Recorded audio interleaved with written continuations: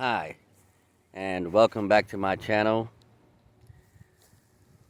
Just wanted to come on here and kind of give some encouragement today. It's been a little while since I've done a video, and so I felt the need to get back on YouTube and kind of just give some encouragement to everyone. I wanted to talk about a story about an opportunity that I've been given to speak and encourage and inspire young people. There was a young man and a young lady they were talking, and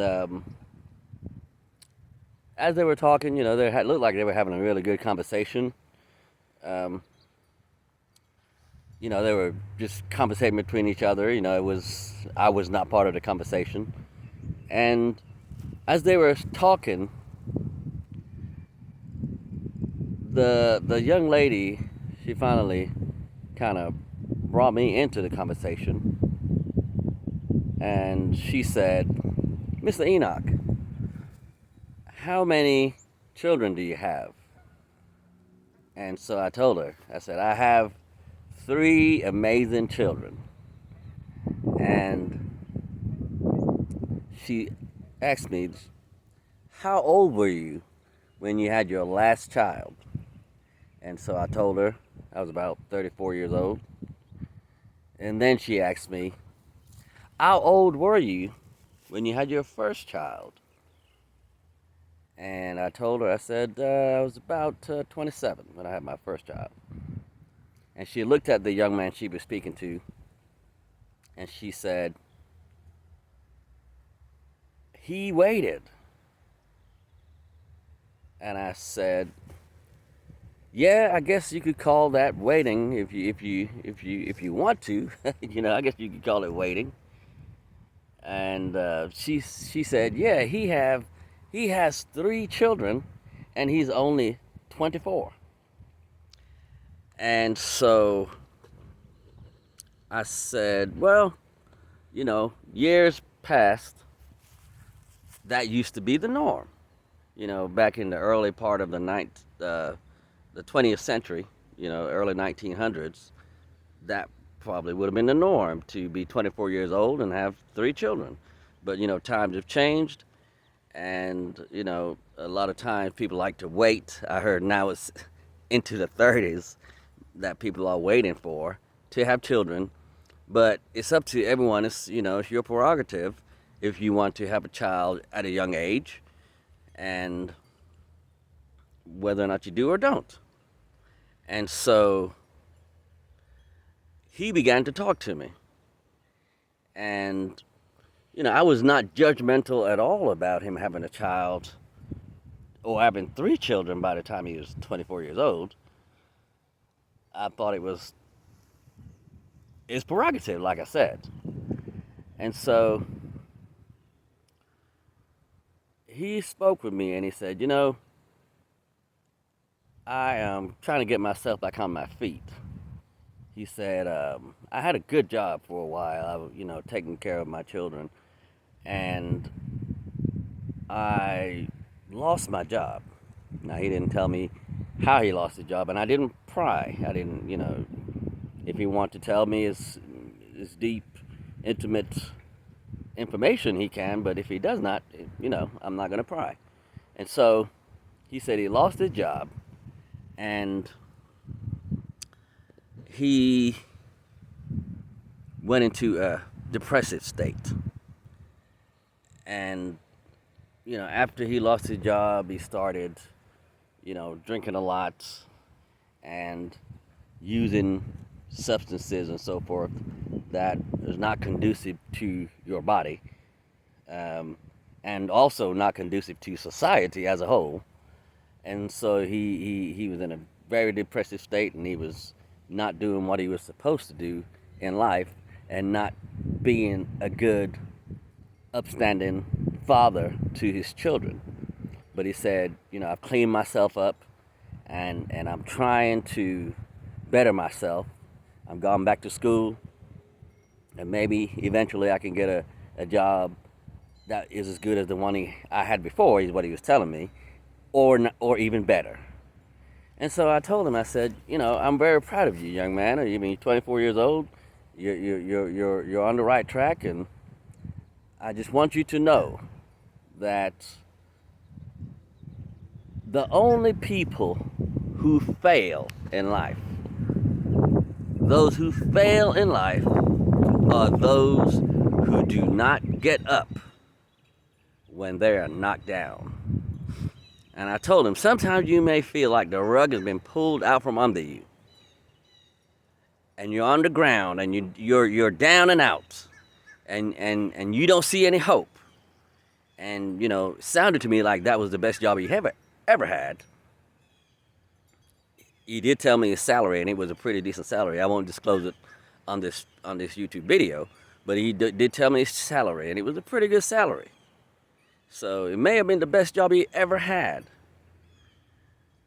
But when he lost it, even though he went into depression and was not carrying on as an adult should in that state, he did get back up.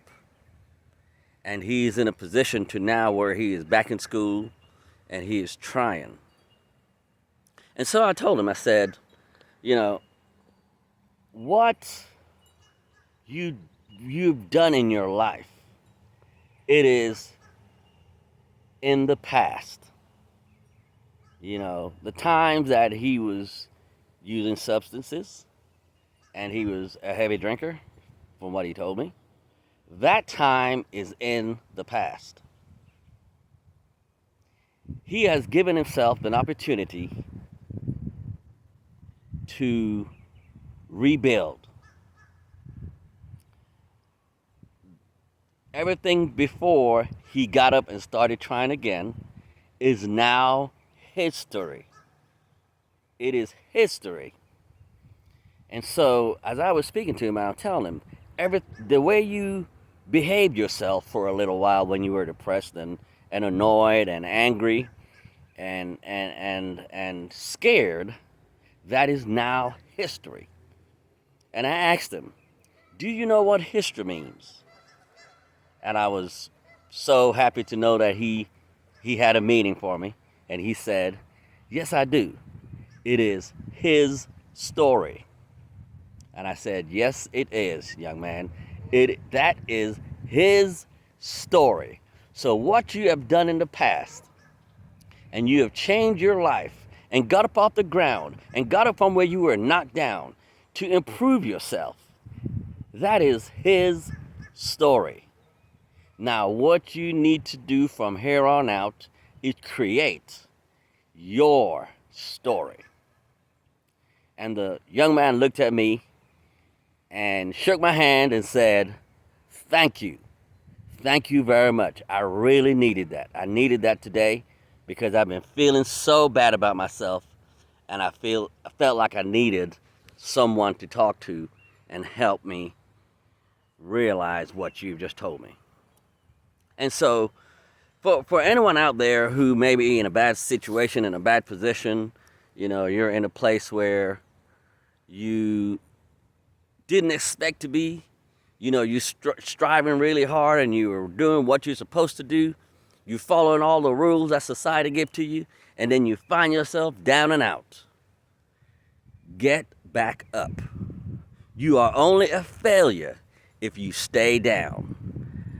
The minute you get up and you look to the future and you begin to move forward and you forget about the past and let the present be the present, which is a gift from God, and that is why it's called the present.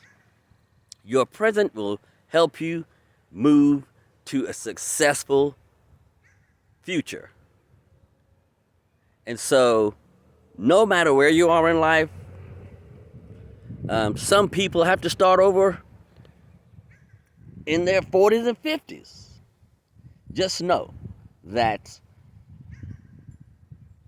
once you get up and begin to go forward and keep your eyes ahead to the future, you are a success and you are not a failure. Now, I have been working for many, many, many years, and I've had ups and downs. You know, 20, I believe 25 years ago. No, actually, yeah, well, yeah, I would say around 25 years ago, I became a real estate investor, and I invested, and I was actually doing pretty good. You know, and I had a little family, a small family. I think I had two children at the time, and things were, looking up. And then, with some partners that were not looking out for my interest, that were only looking out for their best interest, I kind of failed at what I was doing. Lost a lot of money, lost property, all of that kind of thing. And I was down and out. And I remember, I used to think to myself, I remember the days when I could just take my child to the park and play and swing my child on the swing and just have a good time. And I happened to be at an amusement park, and I saw this young man with his child, and he was riding a little ride with his child, and even though I was with my child, I was so depressed about the failure that I thought that I had become, because I had lost thousands of dollars. And so one day, I was talking to a young man, and he said, I think I'm going to go and take a real estate class. And he said, my wife is taking the class, and so I think I'm going to go take it with her. And when he said that, a light bulb went off in my head. And I said, you know what, where are you taking it? And he told me all the information. And I said, that's an idea.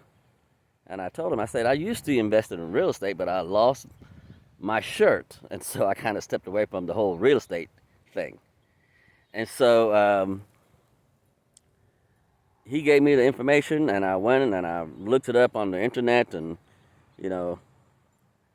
signed up for the class and decided to go and try to study real estate and get my real estate license. And so I did. And I prayed to God. I said, God, help me. I mean, I know I'm not the best student in the world, and there are a lot of people who fail that state exam and they never get a chance to get their real estate license. And I had heard about a school teacher who took the class and then went to take the state test and failed. And I thought to myself, what if a school teacher failed the test? Who am I to think that I can pass? But I prayed and I asked God to help me through the class and help me to pass the final exam for the state. And God came through for me. And even though I was down and out when I lost my business, I lost everything, and I prayed to God, God, please keep my roof over my head for my wife and my children. If that's all I have left, please, Lord, let me keep that. And of course he did. And so, a couple of years later, after I lost everything, I was able to get my real estate license. Excuse me. A little creature walking on my neck. But I was able to get my real estate license and became a real estate agent and worked for a firm for some years. And I worked all the way up to the 2008 crash. And I worked through the 2008 crash and continued for a while. And then, I went into the retail environment, which I was already in before, but I kind of went full time or got into a management role, And so I kind of slowed down with the real estate, which is always a good field to keep in your back pocket. And so, just saying all of that to say that when I was down and out in 25 years ago, and I felt like the rug has been pulled out from under me, I got up and I brushed myself off, and I worked hard and I studied hard, and I was able to get a real estate license and continue to provide for my family. And so, never, ever, ever give up. Remember that God is always with you, no matter how hard the situation that you are in life may seem. Because life is not hard, just situation that you're in are hard. But God is always with you. And if you get up and get back on your feet and work hard, you will succeed. And you are the definition of someone who is not a failure. And so I hope that these words, give some encouragement to you and inspire you to move forward even when things look like a failure to you. Know that when you get up and brush yourself off, you have decided not to be a failure. Thanks for listening to my video. I appreciate everyone that tunes into my videos, and like and subscribe to my channel, and please share this video with a friend. Thank you. Have a wonderful day.